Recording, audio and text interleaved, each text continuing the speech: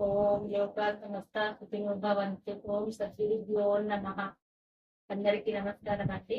ఈరోజు మనము మహా యోగం ఆధ్యాత్మిక మోక్ష మార్గం గురించి తెలుసుకోబోతున్నాము. మానవ జన్మ ఉత్తమము దుర్లభం అంటారు కదా, ఏమిటి?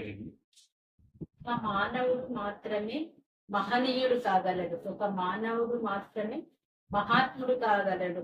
ఒక మానవునికి ఆ అర్హత ఉంది. 84 లక్షల జీవరాశులు మోక్షం కొరకు బాధపడుతున్నాయండి. అవి పొందలేనటువంటి మహత్తరమైనటువంటి కార్యము ఒక మానవుడు సాధించగలడు. మానవుడే మాధవుడు, నరుడే నారాయణుడు అన్నాడు.